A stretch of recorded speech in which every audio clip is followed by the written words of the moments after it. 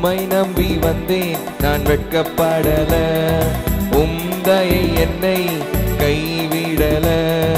உம்மை நம்பி வந்தேன் நான் வெட்கப்படல, உம்தயை என்னை கைவிடல. வெறும் கையாய் நான் கடந்து வந்தேன், இரு பரிவாரங்கள் எனக்கு தந்தீர். வெறும் கையாய் நான் கடந்து வந்தேன், இரு பரிவாரங்கள் எனக்கு தந்தீரே. எல்லோஹே எல்லோஹே எல்லோஹே உம்மை துதிப்பேனே. எல்லோஹே எல்லோஹே எல்லோஹே உம்மை துதிப்பேன். உம்மை நம்பி வந்தேன் நான் வெட்கப்படல, உம்தயை என்னை கைவிடல. உம்மை நம்பி வந்தேன் நான் வெட்கப்படல, உம்தயை என்னை கைவிடல. வெறும் கையாய் நான் கடந்து வந்தேன், இரு பரிவாரங்கள் எனக்கு தந்தீர். வெறும் கையாய் நான் கடந்து வந்தேன், இரு பரிவாரங்கள் எனக்கு தந்தீரே. எல்லோஹே எல்லோஹே எல்லோஹே உம்மை துதிப்பேனே. எல்லோஹே எல்லோஹே எல்லோஹே உம்மை துதிப்பேன். காயப்பட்டு நின்றேன், கண்ணீரில் சென்றேன், கலங்கின எனக்காக இறங்கி வந்தேன். காயப்பட்டு நின்றேன், கண்ணீரில் சென்றேன், கலங்கின எனக்காக இறங்கி வந்தேன். உடன்படிக்கை என்னோடு செய்து இழந்திட்ட யாவையும் திரும்ப தந்தீர். உடன்படிக்கை என்னோடு செய்து இழந்திட்ட யாவையும் திரும்ப தந்தீரே. எல்லோஹே எல்லோஹே எல்லோஹே உம்மை துதிப்பேனே. எல்லோஹே எல்லோஹே எல்லோஹே உம்மை துதிப்பேன். உம்மை நம்பி வந்தேன் நான் வெட்கப்படல, உம்தயை என்னை கைவிடல. உம்மை நம்பி வந்தேன் நான் வெட்கப்படல, உம்தயை என்னை கைவிடல. வெறும் கையாய் நான் கடந்து வந்தேன், இரு பரிவாரங்கள் எனக்கு தந்தீர். வெறும் கையாய் நான் கடந்து வந்தேன், இரு பரிவாரங்கள் எனக்கு தந்தீரே. எல்லோஹே எல்லோஹே எல்லோஹே உம்மை துதிப்பேனே. எல்லோஹே எல்லோஹே எல்லோஹே உம்மை துதிப்பேன். வேண்டினோரெல்லாம் வீடை பெற்ற போதும், வேண்டியதெல்லாம் எனக்கு தந்தீர். வேண்டினோரெல்லாம் வீடை பெற்ற போதும், வேண்டியதெல்லாம் எனக்கு தந்தீர். பரதேசியாய் நான் தங்கினதை சுதந்திரமாக மாற்றி தந்தீர். பரதேசியாய் நான் தங்கினதை சுதந்திரமாக மாற்றி தந்தீரே. எல்லோஹே எல்லோஹே எல்லோஹே உம்மை துதிப்பேனே. எல்லோஹே எல்லோஹே உம்மை துதிப்பேன். உம்மை நம்பி வந்தேன் நான் வெட்கப்படல, உம்தயை என்னை கைவிடல. உம்மை நம்பி வந்தேன் நான் வெட்கப்படல, உம்தயை என்னை கைவிடல. வெறும் கையால் நான் கடந்து வந்தேன், இரு பரிவாரங்கள் எனக்கு தந்தீர். வெறும் கையால் நான் கடந்து வந்தேன், இரு பரிவாரங்கள் எனக்கு தந்தீரே. எல்லோஹே எல்லோஹே எல்லோஹே உம்மை துதிப்பேனே. எல்லோஹே எல்லோஹே எல்லோஹே உம்மை துதிப்பேன். காயப்பட்டு நின்றேன், கலங்கின எனக்காக இறங்கி வந்தேன். காயப்பட்டு நின்றேன், கண்ணீரில் சென்றேன். கலங்கின எனக்காக இறங்கி வந்தேன். உடன்படிக்கை என்னோடு செய்து இழந்துட்ட யாவையும் திரும்ப தந்தீர். உடன்படிக்கை என்னோடு செய்து இழந்துட்ட யாவையும் திரும்ப தந்தீரே. எல்லோஹேலே எல்லோஹேலே எல்லோஹேல் உம்மை துதிப்பேன். எல்லோஹேலே எல்லோஹேலே எல்லோஹேல் உம்மை துதிப்பேன். உம்மை நம்பி வந்தேன் நான் வெட்கப்படல. உம்மை என்னை கைவிடல. உம்மை நம்பி வந்தேன் நான் வெட்கப்படல. உம்மை என்னை கைவிடல. வெறும் கையாய் நான் கடந்து வந்தேன். இரு பரிவாரங்கள் எனக்கு தந்தீர். வெறும் கையாய் நான் கடந்து வந்தேன். இரு பரிவாரங்கள் எனக்கு தந்தீரே. எல்லோஹேலே எல்லோஹேலே எல்லோஹேல் உம்மை துதிப்பேன். எல்லோஹேலே எல்லோஹேலே எல்லோஹேல் உம்மை துதிப்பேன். வேண்டினோரெல்லாம் வீடை பெற்ற போதும் வேண்டியதெல்லாம் எனக்கு தந்தீர். வேண்டினோரெல்லாம் வீடை பெற்ற போதும் வேண்டியதெல்லாம் நீர் எனக்கு தந்தீர். பரதேசியாய் நான் தங்கினதை சுதந்திரமாக மாற்றி தந்தீர். பரதேசியாய் நான் தங்கினதை சுதந்திரமாக மாற்றி தந்தீரே. எல்லோஹேலே எல்லோஹேலே எல்லோஹேல் உம்மை துதிப்பேன்.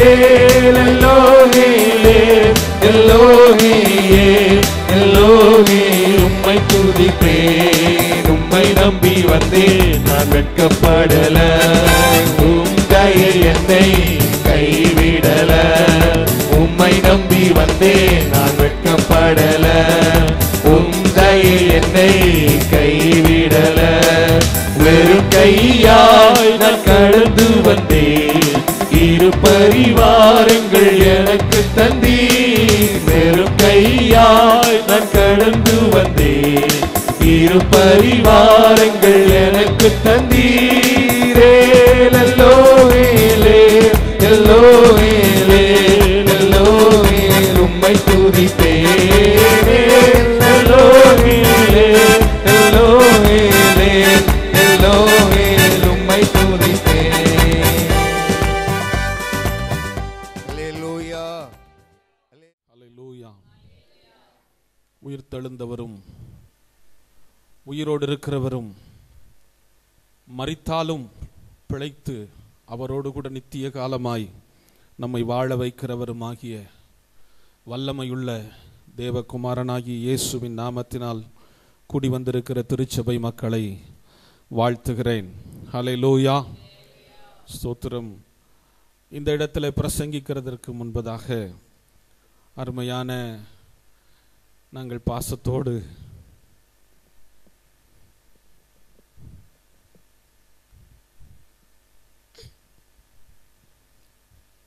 அண்ணன் என்று ஒரு 1000 முறையாவது கூப்பிட்டிருப்போம். அக்கா என்று சொல்லியிருப்போம்.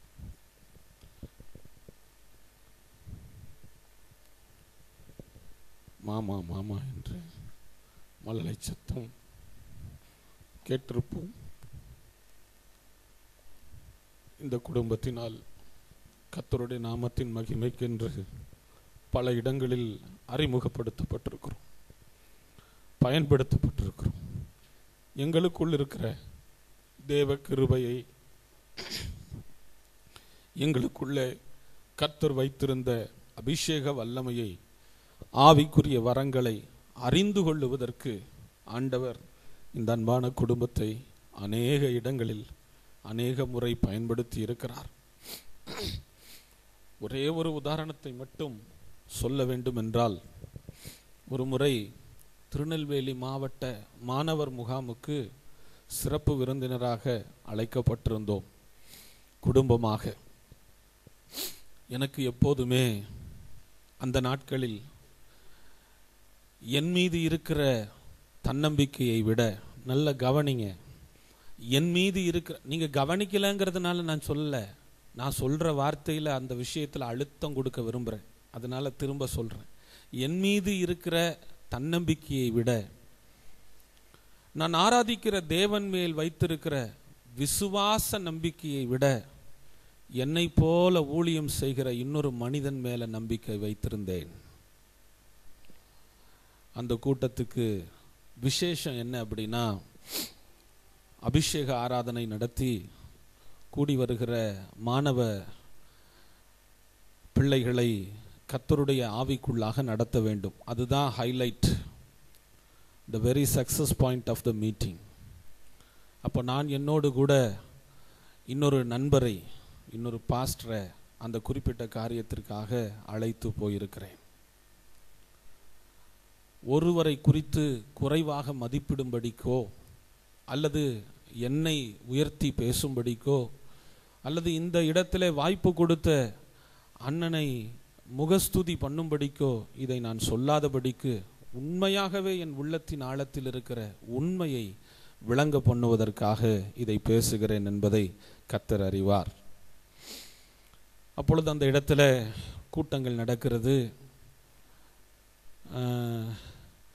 குறிப்பிட்ட நேரம் வந்தது அபிஷேக ஆராதனை நடத்தும்படி. நான் முன்னமே சொன்னேன், நான் என்னை நம்பாதவன், நான் ஆராதிக்கிற தேவனை நம்ப வேண்டிய அளவுக்கு நம்பாதவன். ஆனால் நான் என் நம்பிக்கையை மனிதன் மேல் வைத்திருந்தேன் என்று சொல்லி, அப்போ நான் ஒருவரை அழைத்து போயிருக்கிறேன். அவர் அதை நடத்தும்படி அவரிடத்தில் பொறுப்பை ஒப்படைத்து விட்டேன். நான் நினைக்கிறேன், அப்பாடா, என் மேலே சுமத்தப்பட்ட பாரத்தை நான் என்ன செஞ்சிட்டேன், இன்னொருத்தர் மேலே சுமத்திட்டேன். இனி எல்லாத்தையும் ஆண்டவர் பார்த்துக்குவார். அவர் பார்த்துக்கலன்னா அவர் பார்த்துக்குவார். எவரு? நான் யாரை நம்பி இருக்கிறேனோ அவர் பார்த்துக்குவார். இதுதான் என்னுடைய அளவு. இதுவாகத்தான், இப்படித்தான் நான் இருந்தேன். அந்த கூட்டம் நடந்து கொண்டிருந்த போது என்னிடத்தில் வந்து சொல்லப்பட்டது, தம்பி, சகோதரா, நீங்கள் கொஞ்சம் நடத்துங்களேன் அப்படின்னு. நான் பயப்பட ஆரம்பித்தேன். அண்ணன் மாத்திரம் இல்லை, அக்கா மாத்திரம் இல்லை, இன்னும் ஒரு சிலர் சொன்னாங்க. ஆனால் அந்த கூட்டத்துக்கு என்னை அப்படி அழைப்பதற்கு காரணமே அருமையான குடும்பத்தார் தான். சோத்திரம். நான் பயப்பட ஆரம்பித்தேன். லிட்டரலா எனக்குள்ள இருதய துடிப்பு அதிகரிக்க தொடங்கிற்று. நாடி துடிப்பு அதிகரிக்கிறது. என் தொடை நடுங்குகிறது. வெளிப்படையா என்னுடைய பயத்தை என்னால் காட்ட முடியல. ஆனால் மனசுக்குள்ள, ஐயோ, இன்னும் சற்று நேரத்தில் என்னோட தோல்வியின் முகம் அது வெளியே தெரிய ஆரம்பிக்க போது, எல்லாரும் என்னை குறித்த எஸ்டிமேஷன் எவ்வளோ அப்படின்னு புரிஞ்சுக்க போகிறாங்க அப்படின்னு நினச்சேன். ஆனால் அந்த இடத்துல, அந்த கிரவுண்டில் நின்று ஒரு வார்த்தை ஆண்டவரை நோக்கி பார்த்தேன். ஆண்டவரே, நான் வெட்கமடையாதபடி செய்யும் என்று சொல்லி ஜெபித்து விட்டு, எனக்கு கையளிக்கப்பட்ட அந்த வேலையை செய்வதற்காக நான் மைக்கு வாங்கினேன். நான் ஆரம்பித்தேன். அவ்வளவுதான் எனக்கு தெரியும், அவ்வளவுதான் எனக்கு சொல்லவும் முடியும். அற்பமான ஆரம்பத்தை அசட்டை பண்ணுகிறவன் யார் என்று கர்த்தருடைய வார்த்தை சொல்லுது. ஆரம்பம் அது அற்பமாக இருந்தாலும் முடிவு சம்பூர்ணமாக இருக்கும். அந்த கூட்டத்தின் முடிவில் சாட்சிகளை சொல்லும்படி அழைக்கப்பட்டார்கள். 2 முக்கிய சாட்சியை மட்டும் நான் சொல்ல விரும்புகிறேன். 20 ஆண்டுகள் நான் விசுவாசியாகவே இருக்கிறேன். இந்த 20 ஆண்டுகளும் ஆவியானவரின் தொடுதல் அல்லது ஆவியினால் நிரப்பப்படுதல், ஆவியினால் நடத்தப்படுதல், இந்த அனுபவங்கள் இல்லாத ஒரு விசுவாசியாக நான் வாழ்ந்தேன். ஆனால் இந்த கூட்டத்தில் நான் அபிஷேகம் பெற்றுக்கொண்டேன். அல்லேலூயா, இன்னும் ஒரு சாட்சி. நான் ஒரு மேய்ப்பருடைய பிள்ளை, ஒரு பாஸ்டருடைய பிள்ளை. 10 ஆண்டு காலமாய் எப்படியாவது அபிஷேகம் பெற வேண்டும் என்று நான் முயற்சி எடுத்தேன். ஆனால் என்னால் முடியவில்லை. இந்த கூட்டத்தில் நான் அபிஷேகத்தை பெற்றுக்கொண்டேன் என்று சொல்லி இதை தொடர்ந்து இன்று வரைக்கும் அவர்கள் அறிமுகப்படுத்தின எந்த இடத்திலும் அல்லது அவர்கள் மூலமாய் அறிமுகப்படுத்தப்பட்டு அழைக்கப்பட்ட எந்த இடத்திலும் இந்த குறிப்பிட்ட காரியத்தில் விசேஷித்த வரம் பெற்றவனாக அடையாளம் சொல்லப்படுகிறேன். அல்லேலூயா. கிருபை வரங்கள், ஆவிக்குரிய அற்புத அடையாளங்களின் கிரியைகள் கர்த்தர் எந்த இடத்துல தேவைப்படுகிறதோ அந்த இடத்துல எங்களை கொண்டு செய்கிறார். திருச்சபைகளை கட்டுகிறார். குறிப்பாக இன்னும் அநேக காரியங்களை சொல்லிக்கொண்டே போகலாம். ஆனால் ஏன் இந்த காரியத்தை இவ்வளவு அழுத்தமாக குறிப்பாக நான் சொல்லுகிறேன் என்றால், இவர்கள் அநேகருக்கு ஏணிப்படியாக இருந்திருக்கிறார்கள். இந்த காலத்து முறைமையின்படி சொல்ல போனால் எஸ்கலேட்டர் போல இருந்திருக்கிறார்கள். அது ஒரு வேலை செய்யும். அது சுவிட்ச் ஆன் பண்ணிட்டா நம்ம வேலை தைரியமாக போய் அதில் ஏறி நிற்கணும். அதுக்கு தைரியம் இல்லைன்னா அது தன் வேலையை செஞ்சுக்கிட்டே இருக்கும். ஆனால் இவங்க ஏறாமல் நின்றுக்கிட்டே இருக்காங்க. அப்படியே நிற்க வேண்டியதுதான். ஏறி நின்னா போதும், அந்த எஸ்கலேட்டர் அவங்கள உயரத்துக்கு கொண்டு போகும். கொண்டு போனதுக்கப்புறம் அந்த எஸ்கலேட்டர் மறுபடியும் எங்கே வருங்க? திரும்பவும் அது புறப்பட்ட இடத்துக்கு வரும். அதனால அந்த எஸ்கலேட்டருடைய எஸ்டிமேஷன் தப்பு அப்படின்னு அர்த்தம் இல்லைங்க. அது அவ்வளோதான், அது போவும் வரும் போவும் வரும் அவ்வளோதான் அப்படிங்கிறது அர்த்தம் இல்லைங்க. அது தன் வேலையை தவறாமல் செய்கிறது.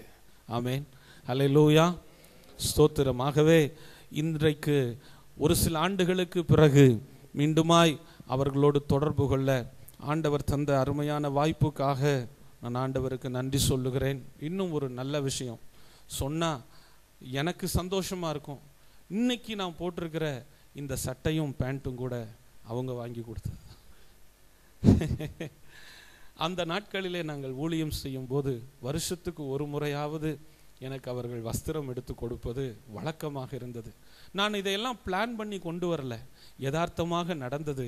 ஆனால் இன்றைக்கு சாட்சியாக சொல்லுவதற்கு ஒரு காரணமாக அமைந்திருக்கிறது. நாங்கள் கடந்து வந்த பாதைகளை மறக்க முடியும். கர்த்தர் நல்லவராயிருக்கிறார். அல்லேலூயா. உயிர்த்தெழுந்த ஒரு அருமையான நாளிலே ஈஸ்டர் பண்டிகையை கொண்டாடும்படி இந்த இடத்துல கர்த்தருடைய நாமத்தினாலே கூடி வந்திருக்கிறோம். ஹல்லேலூயா. நாம் சில வசனங்களை தியானிக்கலாம். லூக்கா சுவிசேஷம் அதன் 24ஆம் அதிகாரம் 2ஆம் வசனத்தை எடுத்து படிக்கலாம்.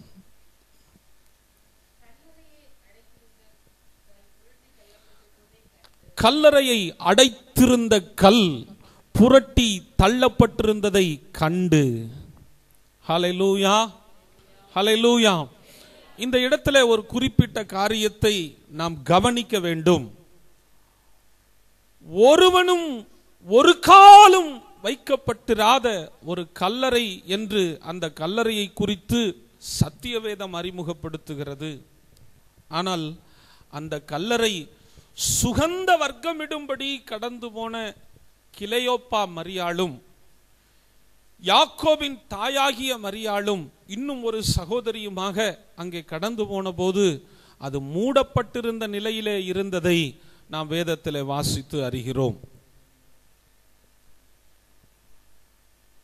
இதே சம்பவத்தை மார்க்கு சுவிசேஷத்திலே நாம் படிக்கும்போது 16ஆம் அதிகாரத்தின் 3வது வசனம் இப்படி சொல்லுகிறது: இந்த பெரிய கல்லை, இந்த கல்லறையை மூடியிருக்கிற கல்லை யார் நமக்காக புரட்டி தள்ளுவான் என்று சொல்லி அவர்கள் எதிர்பார்ப்போடு காத்திருக்கிறதாக அங்கே எழுதப்பட்டிருக்கிறது. ஆனால்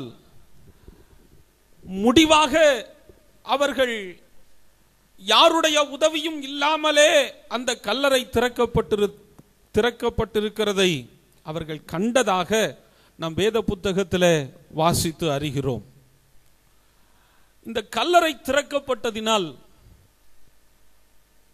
நியாயமா என்ன நடந்திருக்க வேண்டும் என்று நாம் சாதாரணமா யோசிச்சாலே, நான் மரிப்பேன், இவ்விதமாய் நான் ஒப்பு கொடுக்கப்படுவேன், என்னை கொண்டு போய் கல்லறையிலே அடக்கம் பண்ணுவார்கள், நான் 3வது நாளிலே உயிரோடு கூட எழுந்திருப்பேன் என்று முன் சொன்னபடியே இது சம்பவித்தது. இயேசு முன்னுரைத்தபடியே இது நடந்தேறிற்று. ஆனால் இங்க நடந்தது என்ன? ஏற்கனவே சொல்லப்பட்ட காரியம் தீர்க்க தரிசனமாய் உரைக்கப்பட்டது. அவரோடு இருந்தவர்களுக்கு அவர் சொன்னது நடந்தபோது அவர்கள் யாரும் அதை நம்பவில்லை. அல்லேலூயா. நீங்கள் 8ஆம் வசனத்தை படிப்பீர்கள் என்றால், மார்க் 16:8 படிப்பீர்கள் என்றால், நடுக்கமும் திகிலும் அவர்களை பிடித்தபடியால். என்ன பிடிச்சது? நடுக்கமும் திகிலும் அவர்களை பிடித்தது. நியாயமா என்ன பிடிச்சிருக்கணும் அப்படின்னா, ஆனந்தம் அவர்களை பற்றி பிடித்திருக்க வேண்டும், மகிழ்ச்சி அவர்களை பற்றி பிடித்திருக்க வேண்டும், கொண்டாட்டம் அவர்களை பற்றி பிடித்திருக்க வேண்டும், குதூகலம் அவர்களை பற்றி பிடித்திருக்க வேண்டும். அந்த 3 சகோதரிகளும் அந்த இடத்திலே தானே நின்று குதூகலம் கொண்டாட்டமே அப்படின்னு பாடி இருக்கணும். ஆனால் நடந்தது என்ன? இதற்கு மாறாக, எதிர்மாறாக அவர்களுக்கு நடுக்கமும் திகிலும் பிடித்தது என்று நாம் வேதத்தில் படித்து அறிகிறோம். தொடர்ந்து படிங்க. அவர்கள் சீக்கிரமாய் வெளியே வந்து கல்லறையை விட்டு ஓடினார்கள். நல்லா கவனிங்க. திறந்திருக்கிற கல்லறைக்குள்ளே சடலமாக வைக்கப்பட்டிருக்கிற இயேசுவையாவது அவர்கள் கண்டிருந்தால் மனசு ஆறி போயிருக்கும். ஆனா இங்க நடந்தது என்ன? பயம், திகில், நடுக்கம் அவர்களை பிடித்தது. அவர்கள் அந்த இடத்தை விட்டு சீக்கிரமா ஓடி போனாங்க. அப்படின்னா என்னன்னா, இந்த இடத்துல நாம இருந்தா நமக்கும் ஏதாவது ஆபத்து வந்துடுமோ என்று யோசித்தவர்களாய் அந்த இடத்தை விட்டு அவர்கள் ஓடி போனார்கள். இன்னும் தொடர்ந்து அதே வசனத்தை படிங்களேன். அவர்கள் பயந்திருந்தபடியினால், பயந்திருந்ததுனால ஒருவருக்கும் ஒன்றும் சொல்லாமற் போனார்கள். அல்லேலூயா. ஒருத்தருக்கும் ஒன்னும் சொல்லல. அப்படின்னா இந்த வசனத்தில் சொல்லப்பட்டிருக்கிற ஒரு சில விஷயங்களின் அடிப்படையில் நடுக்கமும் திகிலும் அவர்களை பிடித்தது. சீக்கிரமாய் ஓடி போனார்கள். ஒருவருக்கும் ஒன்றையும் ரகசியமாய் வாழ்வதற்கு தங்களை ஒப்பு கொடுத்து விட்டார்கள் போல தெரிகிறது. அப்படித்தான் எழுதியிருக்கிறது என்று நான் சொல்லவில்லை. ஆனால் அவர்கள் அங்கே நடந்து கொண்ட விதத்தை பார்க்கும்போது ஏன் பயப்பட வேண்டும்? அவர் மரித்தார், கல்லறையில் வைக்கப்பட்டார், 3ஆம் நாளில் உயிர் தெழுவார் என்று அவர்களுக்கு நன்றாகவே தெரியும். சொல்லாமல் ஒரு சம்பவம் நடக்கவில்லை. வாக்குத்தத்தம் பண்ணினவர் உண்மையுள்ளவராயிருக்கிறாரே, அவர் சொன்ன சொல் தவறாதவர், சொன்னதை செய்கிறவர், செய்வதை சொல்லுகிறவர் என்று அவர்கள் அறிந்திருந்தார்களே. பொய் சொல்லுவதற்கு தேவன் ஒரு மனுபுத்திரன் அல்லவே, மனம் மாறுவதற்கு அவர் நம்மை போல மனுஷன் அல்லவே, அவர் சொல்லியும் செய்யாதிருப்பாரோ, வசனித்தும் நிறைவேற்றாதிருப்பாரோ என்று அறிய வேண்டிய பிரகாரமாய் அறிந்திருந்தவர்கள் தானே அவர்கள். ஆனால் அந்த சூழ்நிலையில நடுக்கமும் திகிலும் அவர்களை பிடிக்க வேண்டிய அவசியம் என்ன? சீக்கிரமாய் அந்த இடத்தை விட்டு ஓடி போக வேண்டிய அவசியம் என்ன? ஒருவருக்கும் ஒன்றும் சொல்லாமல் ஒரு ரகசியத்தை மறைத்து வைப்பதை போல அவர்கள் மறைத்து வைக்க வேண்டிய அவசியம் என்ன? முதலாவது இயேசுவின் கல்லறை திறக்கப்பட்ட சூழ்நிலையில அதை கண்டவர்கள் ஒரு ரகசிய வாழ்வுக்கு தங்களை ஒப்பு கொடுத்தது போல ஒரு தோற்றத்தை, ஒரு பாவனையை இங்கே ஏற்படுத்தி இருக்கிறதை நாம் வேதத்திலிருந்து பார்க்க முடிகிறது. இந்த சூழ்நிலையிலே புதிய ஏற்பாட்டு திருச்சபையே இன்றைக்கு கல்லறை திறக்கப்பட்டிருக்கிறதாக வைத்துக் கொள்ளுவோம். இன்றைக்கு அந்த கல்லறைக்குள்ளே சடலமாக, பிணமாக, திரைச்சீலைகள் சுற்றப்பட்ட நிலையிலே கிடத்தப்பட்ட இயேசு உயிர்த்தெழுந்தார். அவர் இங்கே இல்லை. அல்லேலூயா. உங்க சூழ்நிலை எப்படி இருக்குது? பயமும் திகிலும் நடுக்கமும் உங்களை பற்றி பிடித்திருக்கும் என்றால் எங்கேயோ தவறு இருக்கிறதாக அர்த்தமாகிறது. அல்லேலூயா. நீங்கள் சீக்கிரமாய் இடத்தை காலி பண்ணி விட்டு ஓட வேண்டும் என்றால், தலை தப்பிச்சா போதும் தம்புரான் புண்ணியம்னு ஓடுற நிலைமை உங்களுக்கு இருந்தா எங்கேயோ தவறு இருக்கிறது. பேதுரு ஆண்டவரிடத்துல சொல்லுகிறான், ஆண்டவரே, யாரை பின்பற்றி போக முடியும்? உம்மைத்தான் பின்பற்றி வருவோம். ஏன்னா இந்த உலகத்துல ஜீவனுள்ள தேவன் நீங்க தான். நான் நல்லா புரிஞ்சுக்கிட்டேன். அவன் சொல்றான், ஜீவனுள்ள வசனங்கள் உம்மிடத்தில் உண்டே.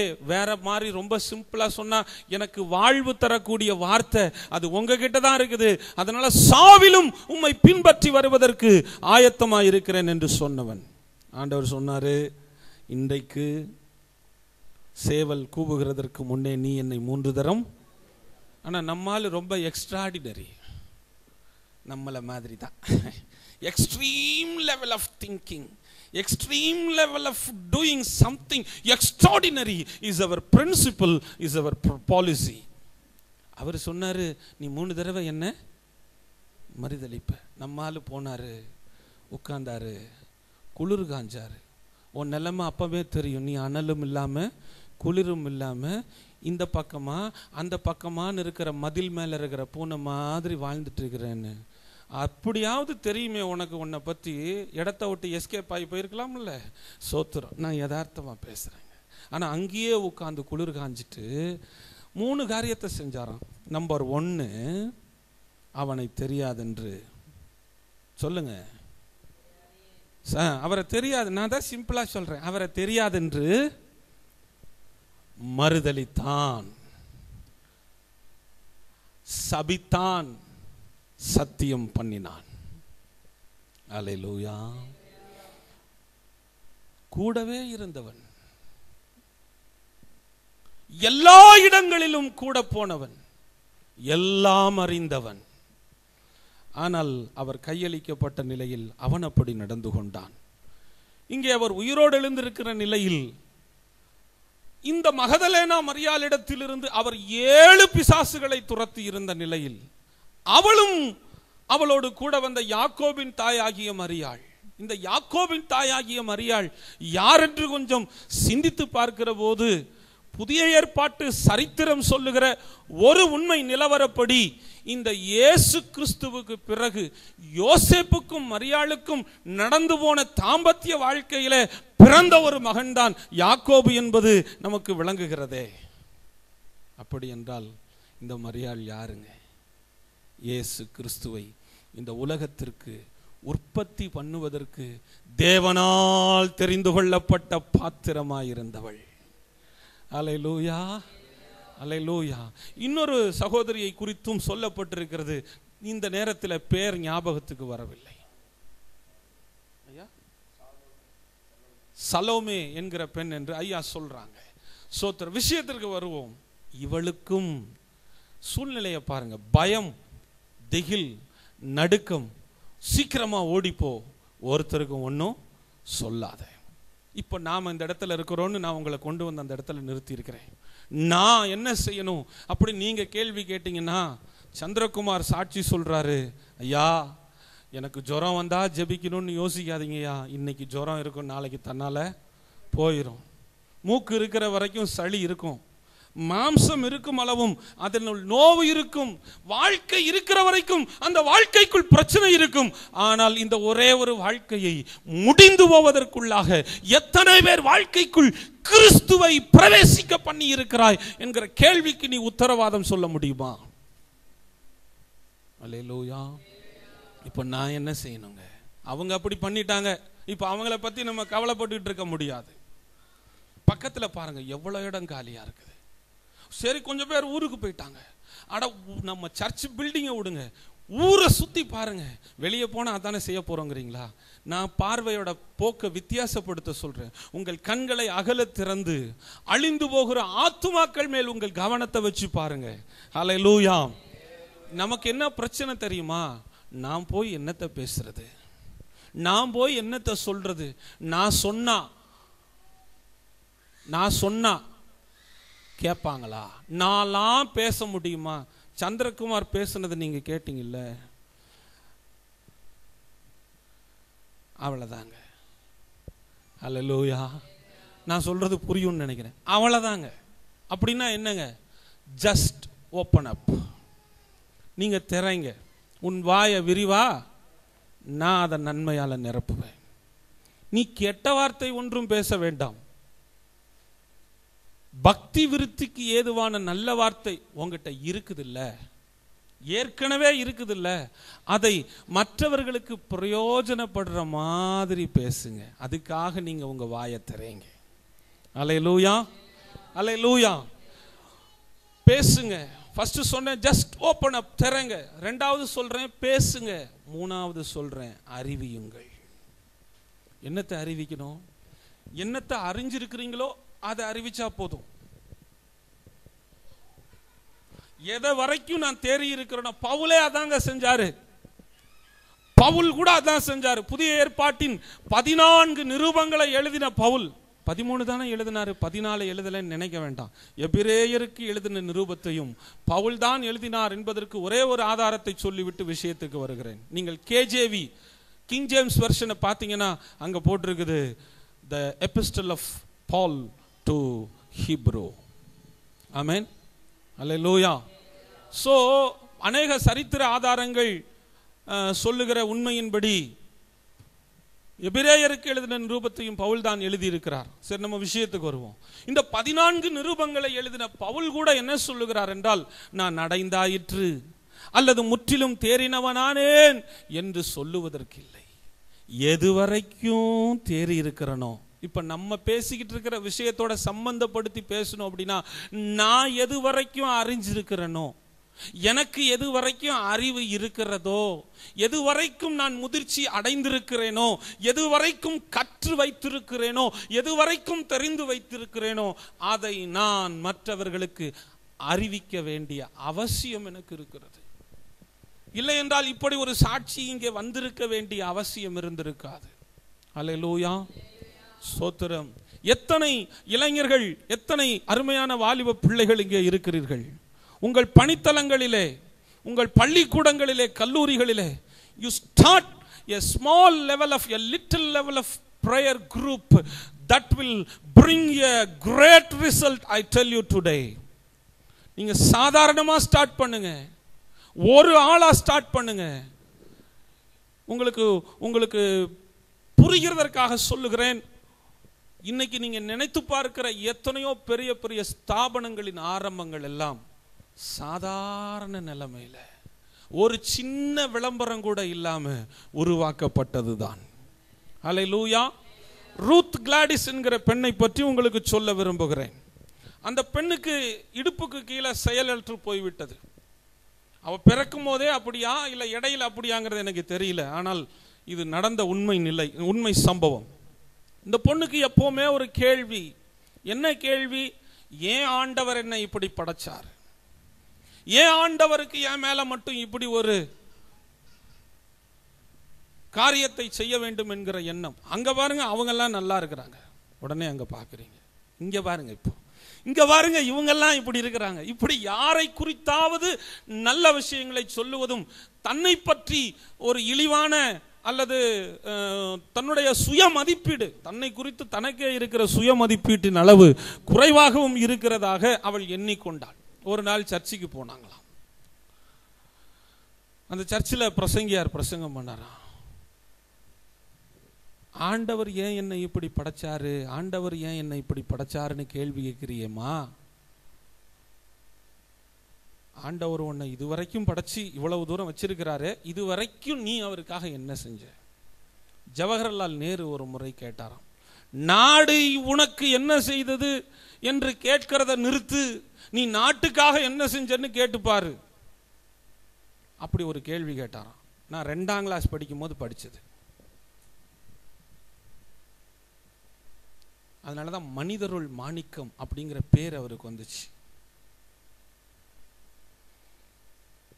இப்ப நம்ம கேட்போம், அந்த இடத்துல நம்ம நிக்கிறோம். ஆண்டவர் எனக்கு என்ன செஞ்சாரு, நான் என்னத்தை செய்ய முடியும் அப்படிங்கிற நிலைமையில அதெல்லாம் விட்டுட்டு, இதுவரை நடத்தி குறைவின்றி காத்து என்னை ஜீவனோடு இருக்க பண்ணினாரே, நான் ஃபெயில் ஆக வேண்டிய இடத்துல என்ன பாஸ் பண்ணாரே, என்னை விட திறமசாலியெல்லாம் வேலைக்கு வந்து காத்திருந்தப்போ அந்த அப்பாயின்மெண்ட் ஆர்டர் எனக்கு வர பண்ணினாரே. The very promotion order that came to me, how does it happen? Miracle working God was behind. Amen. Hallelujah. இப்போ ரூத் கிளாடிஸோட கேள்விக்கு பதில் அங்கே கிடச்சிருச்சு. இந்த அம்மா யோசிக்க ஆரம்பிச்சிச்சு, அந்த பொண்ணு என்ன செய்ய போகிறேன் நான் அப்படின்னு. வீட்டுக்கு போச்சான். வீட்டுக்கு போனால் அவங்க வீடு வந்து இந்த ஃப்ளாட்ஸ் டைப் வீடு, அடுக்குமாடி குடியிருப்பு.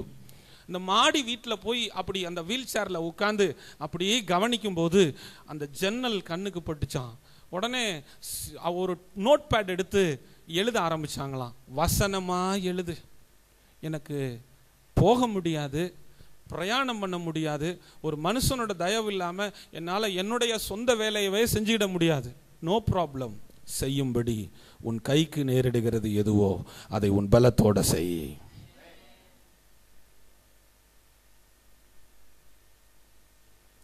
Started writing the word of God. அதை துண்டு துண்டா கிழிச்சிச்சான். நொண்டி, சப்பானி, முடமான பெண், ஒன்றுக்கும் உதவாதவள், நிராகரிக்கப்பட்டவள், ஒதுக்கப்பட்டவள், புறக்கணிக்கப்பட்டவள், ஆகாதென்று தள்ளப்பட்டவள். எழுதி எழுதி கிழிச்சு கிழிச்சு நீ படித்து கிழிச்சதெல்லாம் போதும்னு ஒன்று சொல்லியிருந்தா கூட பரவாயில்ல, எழுதி கிழிச்சதை அந்த ஜன்னல் வழியாக தூக்கி தூக்கி போட்டாலாம். அவள் வீடு இருந்த அந்த தெரு, அந்த ஏரியா வந்து ஒரு பஜார் ஸ்ட்ரீட், ஒரு மார்க்கெட் ஏரியா. அந்த வழியாய் கடந்து வந்து வியாபாரத்திற்காக வந்து போகிற வியாபாரிகள் எல்லாம் இந்த துண்டு சீட்டுகளை பொறுக்கி எடுத்தார்கள். ஒவ்வொரு மனிதனுடைய வாழ்க்கையோடும் பேசுகிற ஜீவனும் ஆவியாயும் இருக்கிற வசனங்கள் அவர்கள் கண்களுக்கு தென்பட ஆரம்பித்தது. அவர்கள் கண்களை ஏறெடுத்து பார்த்தார்கள். அந்த ஜன்னல் வழியாக ஒரு கை நீளுகிறது, அது காகித துண்டுகளை வெளியே போடுகிறது. அதை அடையாளம் வைத்து கொண்டு அந்த ஃப்ளாட்ஸில் ஏறி ரூத் கிளாடிஸை அவங்க மீட் பண்ணாங்க. I tell you a good news. இன்றைக்கு அந்த ரூத் கிளாடிஸ் ஆரம்பித்த ஒரு பெரிய மிஷனரி ஸ்தாபனம் முழு உலகத்திலும் பரவலாக செயல்படுகிறது. அல்லேலூயா, அல்லேலூயா. என்ன தெரியுமோ அதை அறிவிச்சது தான் ரூத் கிளாடிஸ் செஞ்சது. அல்லேலூயா, அல்லேலூயா. ரெண்டாவது, நீங்க அறிவிக்கிறத சோத்திரம். இப்போ நான் வரிசையா சொன்னதை திரும்ப சொல்றேன், ஜஸ்ட் ஓபன் அப். ரெண்டாவது சொன்னேன் ஸ்பீக் அப். மூணாவது சொல்றேன் ப்ரோக்ளைம். நாலாவது சொல்றேன் டிக்ளேர். நீங்க அறிவிக்கிறத தீர்மானமா அறிவிங்க. அப்படி இருக்கலாங்க, சுகமாக்குனாலும் ஆக்குவாருங்க, இல்லைன்னாலும் பாருங்க. நற்செய்தி சொல்றதுல சில விஷயங்கள் இருக்குது. நீங்க அனாவசியமா அற்புத அடையாளங்கள்லாம் பேசணும்னு அவசியமே இல்லை. மனம் திரும்புகிற ஒரு பாவியின் நிமித்தம் பரலோகத்தில் மிகுந்த மகிழ்ச்சி உண்டாகிறது. சோத்திரம். ஒரு முறை என்னை சுவிசேஷ ஊழியத்திற்கு அழைத்தார்கள். 5 நிபந்தனை. 1, இயேசுன்னு பேசக்கூடாது. நம்பர் 2, பைபிள்னு சொல்லக்கூடாது. நம்பர் 3, சுவிசேஷம் பேசக்கூடாது. நம்பர் 4, வசனத்தை பேசக்கூடாது. நம்பர் 5, ரட்சிப்புன்னு பேசக்கூடாது.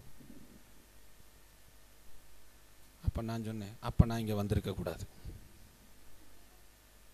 குமரி மாவட்டம் கடற்கரை அந்த சென்ட் பீட்டர்ஸ் சர்ச் இருக்குல்லண்ணே, நம்ம சர்ச்சுக்கு பக்கத்தில் இல்லை, குமரியில் அந்த பீட்டர்ஸ் சர்ச் அந்த நம்ம சர்ச்சுக்கு பக்கத்துலேயே இருக்குது. Camp side. 86 பிள்ளைங்க. இந்த 86 பிள்ளைங்களும் சாதாரண படிப்பு படித்தவங்க இல்லை, எல்லாம் டபுள் ட்ரிபிள் அப்படி டிகிரி முடித்து பெரிய பெரிய உத்தியோகத்தில் இந்தியாவில் கலக்கிறவங்க. ஆனால் ஒரு ஆளுக்கு கூட இயேசுவை பற்றி தெரியாது. இந்த குடும்பங்களின் பின்னணியை கேட்டீங்கன்னா இன்னும் ஆச்சரியப்படுவீங்க. ஒன்று, இந்த பிள்ளைகளின் பெற்றோரில் ஒருவரை கொலை செய்திருப்பார்கள், அல்லது இந்த பிள்ளைகளின் பெற்றோர் கொலை குற்றவாளியாக ஆயுள் தண்டனை கைதியாக இருப்பார்கள். இப்பதான் மரண தண்டனை இல்லைல்ல. இந்த சூழ்நிலையிலிருந்து வந்த பிள்ளைகள். இவங்களுக்கு இந்த 5 சட்டத்திற்கு உட்பட்டு நீங்க சொல்லலாம்.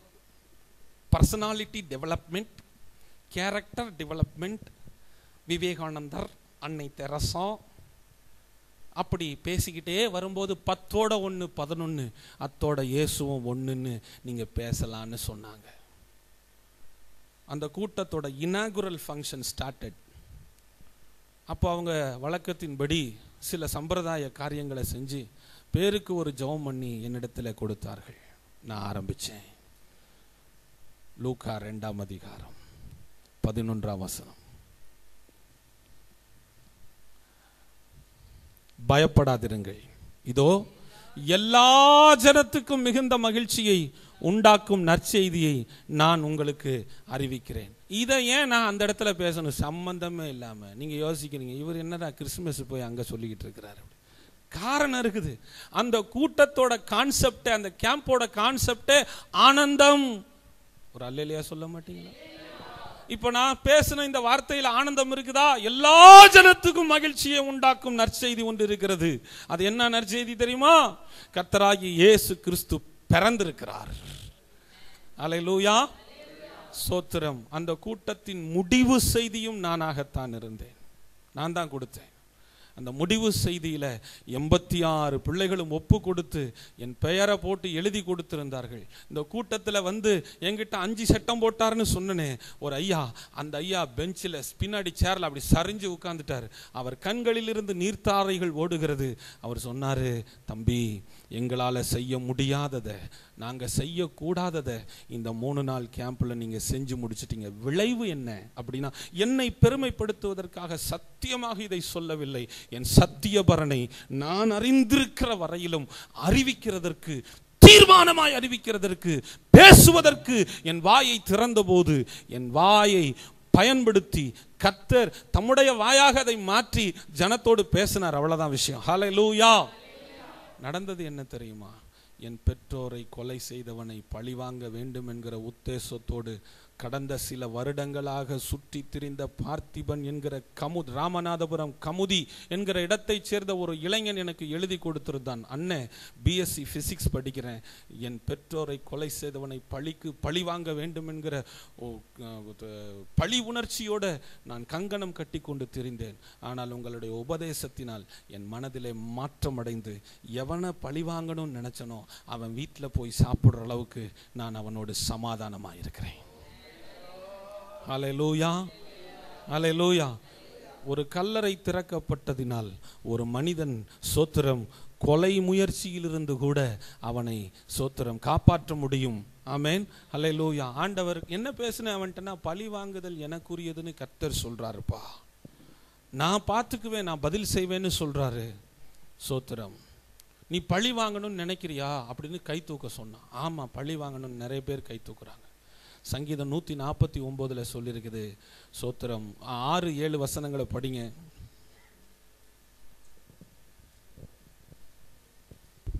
ஜாதிகளிடத்தில் பழி வாங்கவும். ஐயோடா, ஜாதிகளிடத்தில் என்ன செய்யணும்? பழி வாங்கவும், ஜனங்களை தண்டிக்கவும், அவருடைய ராஜாக்களை சங்கிலிகளாலும், அவருடைய மேன்மக்களை இருப்பு விலங்குகளாலும் கட்டவும் எழுதப்பட்ட நியாய தீர்ப்பை அவர்கள் பேரில் செலுத்தவும் அவர்கள் வாயில் கர்த்தரை உயர்த்தும் துதியும். அப்ப பழி வாங்கணும்னா 2 ஆயுதம் வேணும் உங்களுக்கு. ஒன்னு கத்தி, இன்னொன்னு துப்பாக்கி. சோத்திரம். அல்லேலூயா.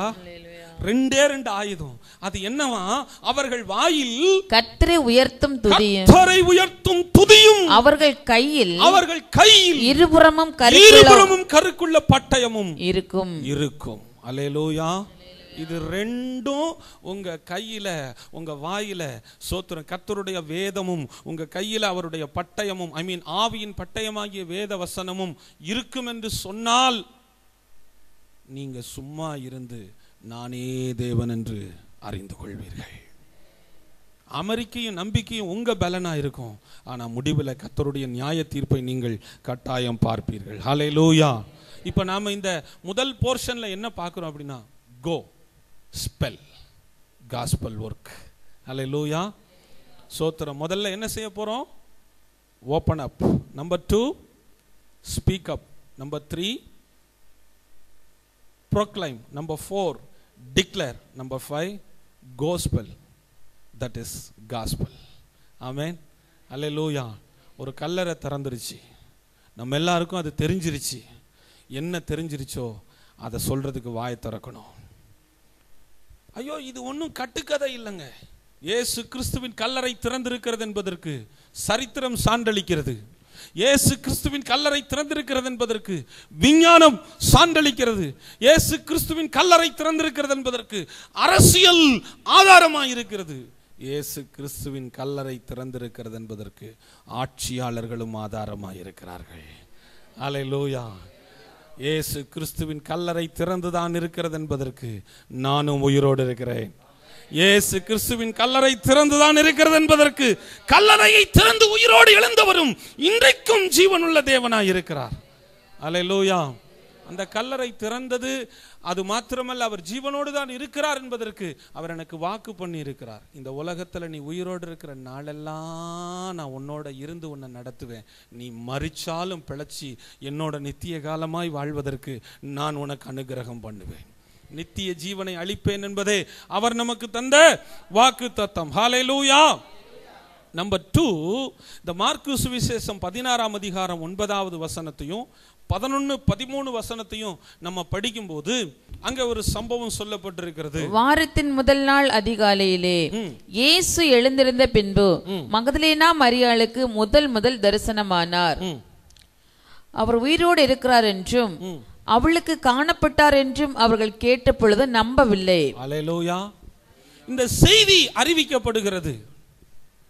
இப்ப நம்ம சிந்திச்சுக்கிட்டு இருக்கோமே, open up, speak up, proclaim, அறிவிக்கப்படுகிறது. ஆனால் அறிவிக்கப்பட்ட நிலையில அதை கேள்விப்படுகிறவர்கள் நம்பவில்லை. இந்த கேட்டவங்களும் அவரோட இருந்தவங்க, அவரோட ஊழியத்தில் இருந்தவர்கள். இவங்கெல்லாம் சும்மா பார்வையாளர்கள் அல்ல, அல்லது வந்து போகிற விருந்தாளிகளும் அல்ல, அவரோடு இருந்த பங்காளிகள். ஆனால் அந்த பங்காளிகளுக்கு அதை நம்ப முடியவில்லை, அதை நம்புவதற்கு மனதில்லை. இன்னும் அப்படியே தொடர்ந்து 11வது வசனத்தை படிக்கும் போது அங்க அதே போட்டிருக்குது, நம்பவில்லை. 13வது வசனத்தை படிக்கும் போது அங்கேயும் போட்டிருக்கு, நம்பவில்லை. இப்ப இந்த இடத்துல நாம நம்பல வச்சுக்குவோம். அவங்க நிலைமை அப்படி இருந்துச்சு, நம்ம நிலைமை எப்படி இருக்கணும்? நம்ம புதிய ஏற்பாட்டு விசுவாசிகள் நாமோ தரிசித்து நடவாமல் விசுவாசித்து நடக்கிறவர்கள். ஆமென். அல்லேலூயா. நாங்கெல்லாம் பார்த்துலாம் நடக்க மாட்டோம், பார்க்காமையே கர்த்தரை நம்புவோம். ஆமென். காயத்துல கைய போட்டு தழும்புல கைய விட்டு ஆமா ஆமா இது இயேசுநாதர் தான் நம்பின தோமாவை போல நாங்க சூப்பர் நேச்சுரல் பிலீவர்ஸ். ஆமென். நாங்கள் இயற்கைக்கு அப்பாற்பட்ட விசுவாசிகள், சாதாரணமாய் சிந்திக்கிறவர்கள் அல்ல, அசாதாரணமானவைகளை சிந்திக்கிறவர்கள். அதனால நாங்க கண்டு விசுவாசிக்கிறவனை விட காணாம விசுவாசிக்கிற கூட்டத்தில் இருக்கிறோம். ஹல்லேலூயா, ஹல்லேலூயா.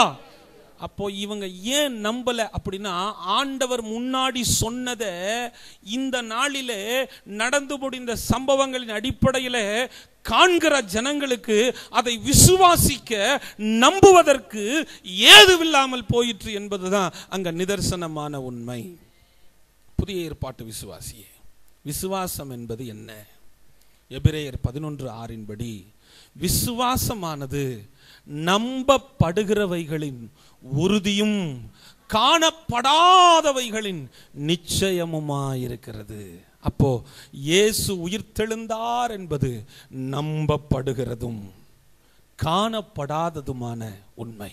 அவர் உயிர்த்தெழுந்தார் என்பதை ஒருவேளை நாம் காணாமல் இருக்கலாம், ஆனால் முழு உலகமும் நம்பியே ஆக வேண்டிய, மறுக்கவும் முடியாத, மறைக்கவும் முடியாத, மாற்றவும் முடியாத, மழுப்பவும் முடியாத ஆணித்தரமான 100க்கு 100 உண்மை.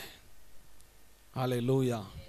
இதை நான் நம்பணும், நான் நம்பணும், முதல்ல நான் நம்பணும். நம்பிட்டு ஹல்லேலூயா, ஆபிரகாம் அந்த இடத்துல நினைக்கணும், காணப்படாதிருந்தும் அறியப்படாதிருந்தும் தெரியாமல் இருந்தும் அதை நம்பி விசுவாசித்து புறப்பட்டு போனான். அல்லேலூயா, அல்லேலூயா. கர்த்தருடைய வார்த்தை சொல்லுது, காணப்படுகிறதெல்லாம் எப்படிப்பட்டதா? அதெல்லாம் அழிஞ்சு போகிறது, அநித்தியமானது, நிரந்தரம் இல்லாதது. காணப்படாதவைகளோ நித்தியமானது, நிரந்தரமானது, அழியாதது. ஒருவேளை இயேசு கிறிஸ்துவின் உயிர் தழுதலை என் மாமிச கண்களினாலே நான் காணாமல் இருக்கலாம், ஆனால் அது நம்பப்படுகிற ஒன்று. காணப்படாது இருக்கிறதுனால் நான் அதை நம்பக்கூடாது என்று அர்த்தம் இல்லை. நான் அதை நம்ப வேண்டும். நான் நம்புனாதான் மற்றவர்களை என்ன செய்ய முடியும்? நம்ப வைக்க முடியும். இதை இன்னைக்கு நான் சொல்றதுக்கு ஒரு அர்த்தம் இருக்கிறது, காரணமும் இருக்கிறது. இடையில நீங்க ஆராதனையை சரியா கவனிச்சுக்கிட்டே இருந்திருப்பீங்கன்னா, ஐயா ஒரு வார்த்தை சொன்னாங்க, பரிசுத்தவான்களுக்கு நடுவில் போதக சமர்த்து, அதாவது வேதம் என்கிற அந்த சத்தியத்தை குறித்த அறிவு போதிக்கிறவர்களுக்கே என்ன செய்யல இல்லை. அதனால என்ன நடக்குது, இந்த கடைசி காலங்களிலே மனுஷர் எப்படி இருப்பாங்கன்னு பைபிள் சொல்லுது தெரியுமா?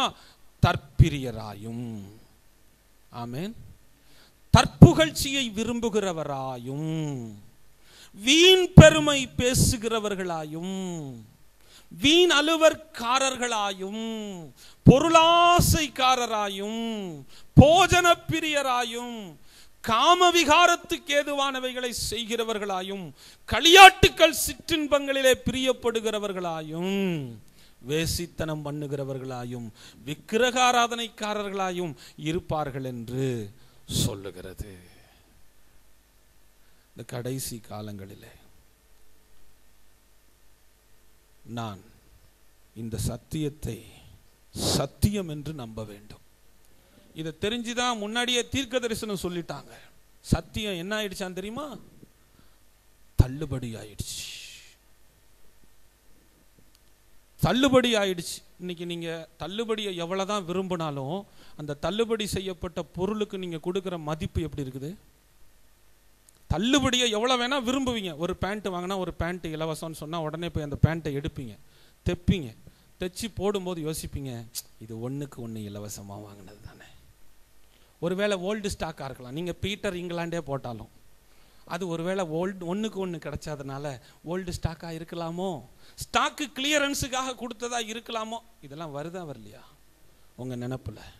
தள்ளுபடி செய்யப்பட்ட ஒரு பொருளுக்கு தரம் கம்மின்னு நினைக்கிறது வழக்கமாக போச்சு.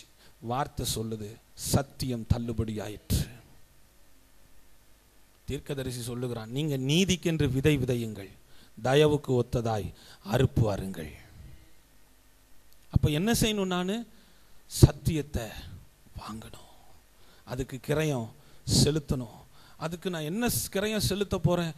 முதல் கிரயம், இந்த சத்தியத்தை நான் மனதார நம்பணும்யா, மனதார நம்பணும். இது பேசுகிறதே இது உண்மை என்று ஏற்றுக்கொள்ளுகிற மன பக்குவம் எனக்கு வேண்டும். அல்லேலூயா. இயேசு மத்திய வானத்தில் வருவார், இது சத்தியம். இதை முதல்ல நான் என்ன செய்யணும்? காணப்படாத ஒன்று ஆனால் நம்பப்படுகிற ஒன்று நான் நம்பணும். இயேசு உயிர் தெழுந்த பிறகு அப்போஸ்தலர் 1:11 சொல்லுகிறார், அவர் எடுத்துக்கொள்ளப்படுவதை எல்லாரும் பார்க்கிறாங்க. பார்க்கும்போது மேலிருந்து தேவதூதர்கள் பேசுகிறார்கள், கலிலேயராகிய மனுஷரே, நீங்கள் ஏன் வானத்தை அண்ணாந்து பார்க்கிறீர்கள்? உங்கள் கண்களுக்கு முன்பதாக வானத்துக்கு எடுத்துக்கொள்ளப்பட்ட இயேசு அதே விதமாக மீண்டும் இந்த உலகத்தில் வருவார். அல்லேலூயா. 1 தெசலோனிக்கேயர் 5ஆம் அதிகாரத்தில் படிக்கிறோம், எக்காலம் தொனிக்கும், பரிசுத்தவான்கள் கல்லறை திறக்கும், தேவதூதர்கள் எக்காலம் முழங்குவார்கள், இயேசு மத்திய ஆகாயத்தில் வருவார். வெளிப்படுத்தின விசேஷத்தில் படிக்கிறோம், ஆட்டுக்குட்டியானவருடைய கல்யாணம் வந்தது, 7 நாள் விருந்து நடக்கும், அவருடைய மணவாட்டி தன்னை ஆயத்தம் பண்ணினாள். இந்த ஆயத்தத்துக்கு நான் என்ன முதல்ல இந்த சத்தியத்திற்கு ஒப்பு கொடுக்கணும். நான் இதை நம்பணும். நான் நம்பினாதான் மற்றவங்களை நம்ப வைக்க முடியும். ஒரு குடும்பத்துக்குள்ள எடுத்துக்கோங்க, நான் என் குடும்பத்துக்கு தலைவன். நான் ஒரு விஷயத்தை ஈஸியாக நம்பிட்டா என் குடும்பமே அதை என்ன செஞ்சிடும்? ஈஸியாக நம்பிடும். நான் ஒரு விஷயத்தை நம்பலை அப்படின்னா என் குடும்பம் ஈஸியாக அதை நம்பாமல் இருக்கிறதுக்கு வாய்ப்பு இருக்குது. என்னை சார்ந்திருக்கிற மனிதனை நான் ஒன்றை சார்ந்திருக்க செய்ய வேண்டுமானால் நான் சார்ந்திருக்கிற விஷயத்து மேல எனக்கு இருக்கிற நம்பிக்கையை அவனுக்கு சொல்லிக்கிட்டே இருக்கணும். ஹல்லேலூயா. அப்படி சொல்லிக்கிட்டே இருக்கிறனால நான் நம்புறதை அவனும் நம்புவான். 2 ஃப்ரெண்ட்ஸ் ஒன்னா இருக்கிற 2 ஃப்ரெண்ட்ஸ் இல்ல, ஃப்ரெண்ட்ஸ் ஒன்னா இருக்கிறாங்க. நீங்க கவனிச்சு பாருங்க, அந்த ஃப்ரெண்ட்ஸ்குள்ள ஏதோ ஒரு செயல் அல்லது சில செயல்கள் ஒன்று போலவே இருக்கிறத பார்ப்பீங்க. பார்த்துருக்கிறீங்களா? ஒன்னே மாதிரி பேசுகிற ஸ்டைலு, ஒரே மாதிரி பார்க்குற ஸ்டைலு, ஒரே மாதிரி சில பாவனைகள், சில அப்பியாசங்கள், சில பழக்க வழக்கங்கள் ஒன்று போல் இருக்கிறத நீங்கள் பார்க்க முடியும். எப்படி வந்துச்சு? அவங்கள அறியாமல் ஒருத்தர் மேலே ஒருத்தர் ட்ரஸ்ட் வச்சிருக்கிறாங்க, நம்பிக்கையை வச்சிருக்கிறாங்க. அவங்கள பார்த்துக்கிட்டே இருக்கிறாங்க. அவங்களுடைய பாவனைகள் இவர்களை வந்து ஒட்டி கொண்டிருக்கிறது. அல்லேலூயா. இப்போ இந்த இடத்துல நான் உங்களுக்கு சொல்றேன், நான் இயேசுவை பார்த்துக்கிட்டே இருக்கிறேன். நான் உயிர்த்தெழுந்த இயேசுவை பார்த்துக்கிட்டே இருக்கிறேன். நான் உயிர்த்தெழுந்த இயேசுவோட பேசிக்கிட்டே இருக்கிறேன். நான் உயிர்த்தெழுந்த இயேசுவோட நடத்தப்பட்டு கொண்டே இருக்கிறேன். நான் உயிர்த்தெழுந்த இயேசுவோட வாழ்ந்துக்கிட்டே இருக்கிறேன், பழகிக்கிட்டே இருக்கிறேன். இப்போ என்ன ஆகுதுன்னா, இந்த இன்டிமேட் ரிலேஷன்ஷிப்பு என்னையும் அவரை போலவே மாத்திருச்சு. அல்லேலூயா. நான் யாரோட பழகிறனோ அதே மாதிரி தானங்க நான் இருக்க முடியும். ஹல்லேலூயா. நான் அவர் மேல நம்பிக்கை வச்சு, நான் நம்புகிறது அவரால் வரும்னு காத்திருக்கிறேன். அவர் மேல என்னோட நம்பிக்கையை வச்சிருக்கிறேன். நான் அவரை நம்பி இருக்கிறபடியால், கர்த்தரை நம்பி இருக்கிறவனையோ கிருபை சூழ்ந்து கொள்ளும் அப்படின்னு வார்த்தை சொல்லுது. அந்த கிருபை தான் என்ன வாழ வைக்குது. அந்த கிருபை தான் என்ன பேச வைக்குது. அந்த கிருபை தான் என்ன ஓட வைக்குது. ஆமென். ஹல்லேலூயா. அந்த கிருபையில பிழைக்கிற, அந்த கிருபையில வாழ்கிறேன். இப்போ நான் அவரோட நெருக்கமா இருக்கிறனால எனக்கும் அவருக்கும் இந்த க்ளோஸ் ஃபெல்லோஷிப், இந்த இன்டிமேட் ரிலேஷன்ஷிப், அதாவது நம்ம சாதாரணமா சொன்னா நானும் அவரும் ரொம்ப deep friends, dear most friends. இப்போ வாட் ஹேப்பன்ஸ், அவருக்குள் இருந்த சிந்தை எனக்குள் இருக்கிறது. பவுல் சொல்லுகிறான், எங்களுக்கோ கிறிஸ்துவின் சிந்தையை உண்டாயிருக்கிறது, அவருடைய அச்சடையாளங்களை நான் தரித்திருக்கிறேன். பவுல் சொல்லுகிறான். அல்லேலூயா. சோத்திரம். ஃப்ரெண்ட்ஷிப் அது ஒருவரை போல இன்னொருத்தரை ரிவீல் பண்ணுது. நம்பிக்கை, இது எல்லாத்துக்கும் காரணம் நம்பிக்கை. நம்பாம நான் உன்னோட எப்படி ஃப்ரெண்டா இருக்க முடியும்? நான் உன்னை நம்பினா தான் என் ரகசியத்தை உன்கிட்ட சொல்லுவேன். நான் உன்னை நம்பினா தான் நீ உன் ரகசியத்தை என்கிட்ட சொல்லுவேன். ஆமே ரைட். அல்லேலூயா. ஆபிரகாமுக்கு நான் செய்ய போறதை மறைப்பேனா? அல்லேலூயா. அவன் கர்த்தருக்கு சிநேகிதனாக இருந்தான். அல்லேலூயா. சோத்திரம். ஆக இந்த ரெண்டாவது பாயிண்ட்ல நான் சொல்றேன், I want to be a very close friend of Jesus. அப்ப இருந்தாதான் இனி வரப்போகிற இந்த உலகத்தின் காரியங்களுக்கு இயேசுவை ஆணித்தரமாக நம்பத்தக்கதாக என்னிடத்திலிருந்து ஆதாரபூர்வமான சான்றுகளை என்னால் வெளிப்படுத்த முடியும். அல்லேலூயா. மூணாவதா, ஸ்தோத்திரம். எம்மாவூர் சீஷர்கள் நடந்து போறாங்க. நடந்து போற சீஷர்களுக்கு அவர் கூட பேசிக்கிட்டே போறாரு. ஆனா போகிற சீஷர்களுக்கு ஒரு காரியம் மறைக்கப்பட்டிருந்ததாம், கண் மறைக்கப்பட்டிருந்ததாம். அல்லேலூயா. வசனத்தை மாத்திரம் சொல்லிடுறேன், படிக்க வேண்டாம். 31வது வசனம், லூக்கா 24:31 சொல்லுகிறது, நடந்து போன சீஷர்களின் கண்கள் மறைக்கப்பட்டிருந்தது அல்லது திறக்கப்படவில்லை. கல்லறை திறக்கப்பட்டதுனால ஒரு காரியம் நடந்துச்சு, நம்ம பார்த்துக்கிட்டே இருக்கிறோம். இங்க கண் மறைக்கப்பட்டது. அதே தொடர்ந்து நீங்க படிக்கும்போது 31வது வசனத்துல படிக்கலாம், அவர்களுடைய கண்கள் திறக்கப்பட்டது. வனாந்தரத்துல தன் குழந்தையோடு ஆகார் தனித்து விடப்பட்டாள். கையில கொண்டு வந்ததெல்லாம் தீந்து போச்சு. இனி நாச்சி அரண்டைக்கு திரும்பி போக முடியாது. அந்த இடத்துல ஆண்டவர் அவளை கண் திறந்து பார்க்கிறார். அவள் சொல்றா, என்னை காண்கிறவரை நானும் இவ்விடத்தில் கண்டேன் என்று சொல்லி அந்த இடத்திற்கு லகாய் ரோயி என்று பெயரிட்டாள். அதனாலதான் ஆண்டவரை நாம சொல்றோம், ஏல் ரோயி, என்னை காண்கிற தேவன். ஹல்லேலூயா, ஹல்லேலூயா, ஹல்லேலூயா. கர்த்தருடைய கல்லறை திறந்ததினால, இயேசு கிறிஸ்துவின் கல்லறை திறந்ததினால அநேகருடைய கண்கள் திறக்கப்பட வேண்டும். நம்பிக்கைக்கு ஏதுவில்லாதிருந்தும் நம்பிக்கையை மக்கள் மனதிலே விதைக்கிறவர்களாய் நாம் மாறித்தான் ஆக வேண்டும் இந்த கடைசி காலங்களிலே. ஸ்தோத்திரம்.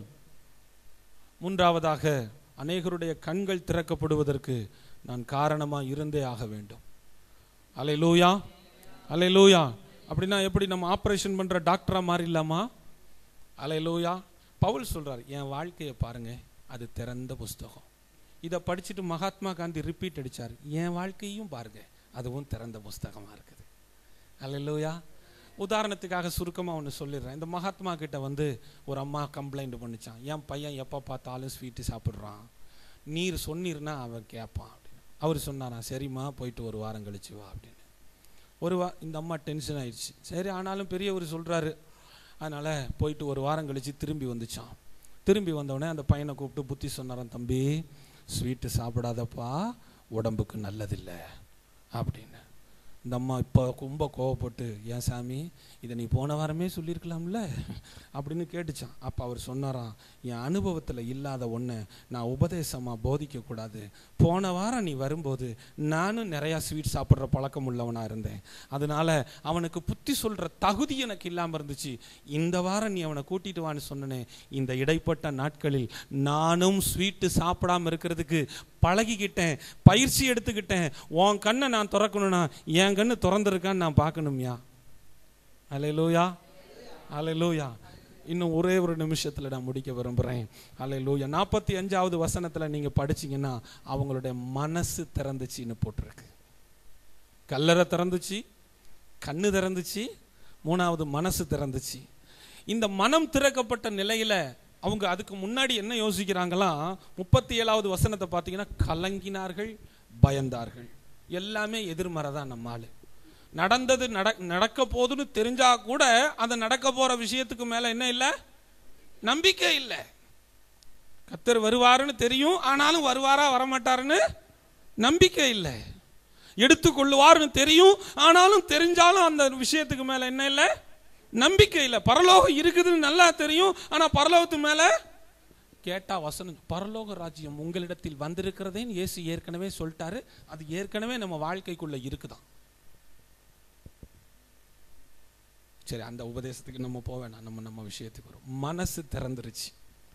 மனசு திறந்தா என்ன நடக்கும் அப்படின்னா, அப்போஸ்தலர் நடபடிகள் 16ஆம் அதிகாரத்தில் நம்ம படிக்கிறோம்.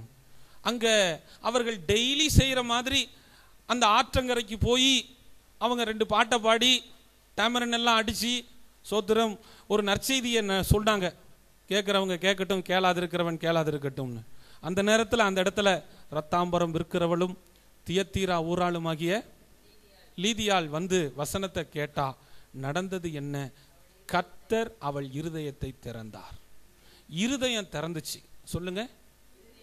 2வது, இப்படி ரோட்ல வந்து ஆத்துல வந்து ஆத்தங்கரையில வந்து தெருவில் வந்து பிரசங்கம் பண்ணிட்டு இருக்கிறீங்களே, எங்க தங்குறீங்க? நாங்க நாடோடி பரதேசியா. பரதேசி. சோத்திரம். அவ சொன்னா, என் வீட்டை திறந்து கொடுக்குறேன். மேல் வீடு, மாடி வீடு, ரூம் 1 பூட்டி போட்டிருக்கியா, அதை திறந்து கொடுக்குறேன்யா. 2வது திறந்தாயா, நான் உங்க வீட்டுக்கு வந்தா ஒரு டம்ளர் தண்ணி கொடுத்தா கூட அது உங்களுக்கு செலவு தான். அந்த டம்ளரை தொலைக்கணும். ஆமாங்க, செலவு தாங்க. எனக்கு சோறு போடணும், நீங்க பழைய சோறே போட்டாலும் அது செலவு தாங்க. அப்போ 3வது ஒன்று திறந்தா, பர்ஸு. மனசு திறந்தா, வீட்டை திறந்தா, செலவு பண்ணுறதுக்கு பர்ஸை திறந்தா. நடந்தது என்ன தெரியுமா? நான் முடிக்க ஆசைப்படுறேன். இன்னைக்கு அந்த இடம், இந்த சம்பவம் நடந்தது பிலிப்பைன்ஸ் தீவில் நடந்த ஒரு சம்பவம். நீங்கள் பைபிளில் பார்த்தீங்கன்னா தெரியும். இன்னைக்கும் இந்த பிலிப்பைன்ஸ் தீவாகவே இருக்குது. படித்தவங்களுக்கு தெரியும். ஆமென். இந்த பிலிப்பைன்ஸ் தீவு 100% கிறிஸ்தவ தீவாக, கிறிஸ்தவ நாடாக கவர்மெண்ட் பறைசாற்றி இருக்கிறது. இதுக்கு என்ன காரணம்? ஒரு லீதியா மனசு திறந்தா, அவ வீட்டை திறந்தா, அவ பர்ஸை திறந்தா. இன்னைக்கு 100% கிறிஸ்தவ தேசமாக அது அறிவிக்கப்பட்டிருக்கிறது. நான் உங்களுக்கு 3 விஷயத்தை தான் ரொம்ப சிம்பிளாக சொன்னேன். என்னோட வழக்கமான பாணியிலெல்லாம் ஒன்றும் பேசலை. சோத்திரம். ஆனால் 3 விஷயம், அது என்னை இந்த உயிர்த்தெழுந்த நாளில் கிறிஸ்து உயிர்த்தார் என்பதை என்னை ஓப்பன் அப் பண்ண வச்சிருக்கு. 2வது என்ன ஸ்பீக்கப் பண்ண வச்சிருக்கு. 3வது என்ன ப்ரொக்ளைம் பண்ண வைக்கணும். 4வது என்ன டிக்ளேர் பண்ண வைக்கணும். 5வது ஒரு காஸ்பல் ப்ரீச்சரா என்னை மாற்ற போகுது. ஆமென். அல்லேலூயா. 2வது, நம்பிக்கையே இல்லாத ஜனத்துக்கு Christ is the center part of the hope of your life அப்படின்னு போய் உலகத்துக்கு சொல்ல வைக்க போகுது. ஆமென். அல்லேலூயா. சோத்திரம். நீங்க நிறைய ஊழியக்காரங்களை கேளுங்க. நான் தற்கொலைக்கு நேராக ஓடிக்கிட்டு இருந்தேன். அந்த நேரத்தில் கிறிஸ்து என் வாழ்க்கைக்கு நம்பிக்கைன்ற செய்தி தான் என்னோட உயிரை காப்பாத்துச்சு. இன்னைக்கு நான் கர்த்தருக்கு ஊழியம் செய்கிறேன். ஆமென். அல்லேலூயா. அப்படி சொல்ல வைக்க முடிஞ்சு. ஸோ இந்த பாயிண்ட் ஆஃப் வியூவில் செகண்ட் மேட்டர் என்னன்னா, நான் அநேகருக்கு நம்பிக்கை ஊட்ட போறேன். அல்லேலூயா. 3வது விஷயம், நிறைய பேர் கண்ணே திறக்க மாட்டேங்குது. மனக்கண். எபேசியருக்கு எழுதின நிருபம் 1ஆம் அதிகாரம் 17, 18, 19 சொல்றாரு, மனக்கண்கள் பிரகாசிக்க வேண்டும்னு நான் வேண்டிக்கிறேன். அல்லேலூயா. நிறைய கிறிஸ்தவங்களுக்கே கண்ணு திறக்கல. என்ன கண்ணு திறக்கல? மகிமையின் நம்பிக்கையாய் கிறிஸ்து உங்களுக்குள்ளே வாசமா இருக்கிறார் அப்படிங்கிறதே தெரியல. மனக்கண் திறந்தா தான் அதுவே மனுஷனுக்கு தெரியும். அதனால ரெண்டாவதா, நான் உலகத்தில் அநேகருடைய கண்களை திறக்க போகிறேன். நாலாவது விஷயம், நான் அநேகருடைய மனம் திறப்பதற்கு என்னாலான முயற்சியை நான் எடுக்க போகிறேன். ஆமேன், அல்லேலூயா. கர்த்தர் நம்ம இந்த வார்த்தைகளின் மூலமாக ஆசீர்வதிப்பாராக. கர்த்தர் உங்களை தொடர்ந்து நடத்துவாராக.